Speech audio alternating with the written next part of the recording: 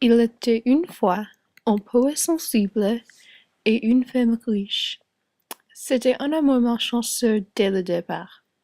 C'est-à-dire, elle ne la remarquait jamais, tandis qu'il s'émerveillait de sa grâce.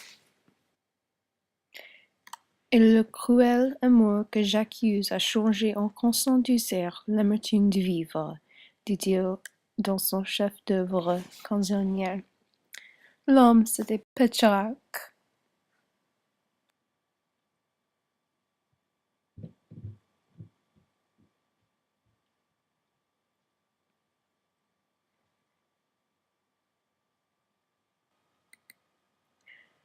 On peut dire que l'amour de Pétrarque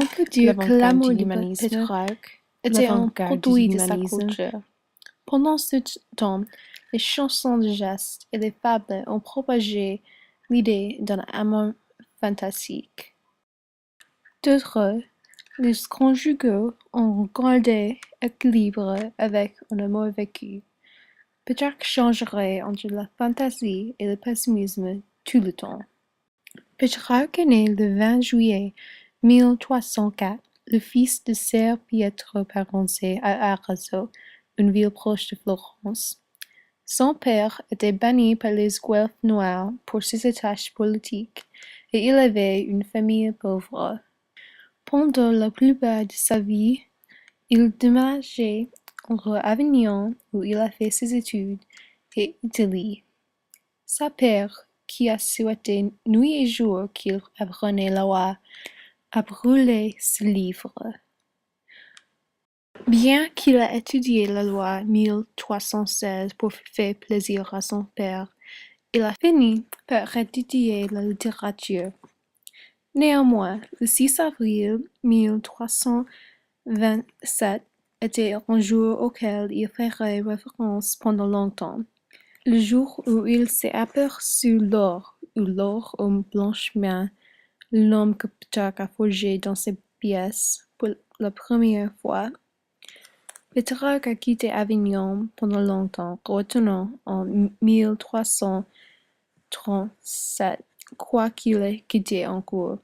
Fâché avec la corruption de la ville, il est habité à Fontaine-de-Vaucluse jusqu'à 1353. L'art, de l'autre côté, ne s'intéresse pas du tout à Pétrarque.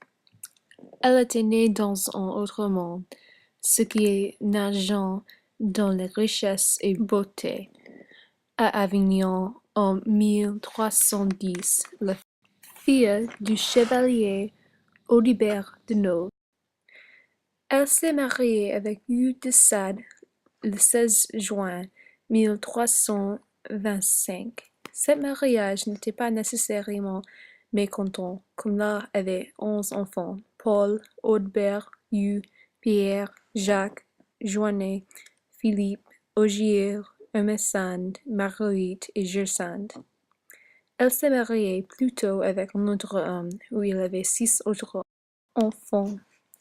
Nicolas Mann, un professeur d'anglais-histoire au Warburg Institute, en fait pensant que l'art n'a jamais existé, mais seulement à l'esprit. Cependant, beaucoup de documents refutent cette affirmation, comme les portraits et la preuve d'une fille avec le même nom enterrée dans une chapelle des Cordeliers à Avignon.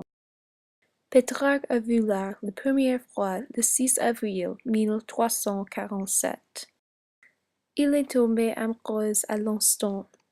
Dorénavant, il l'aime jusqu'à il est mort. Le couple a renforcé l'idée de romanticisme et l'amour unilatéral. Il avait l'occasion de voir l'or seulement une fois en cours. C'était après sa mort, le 27 septembre 1347, dans l'église Saint-Clair à Avignon.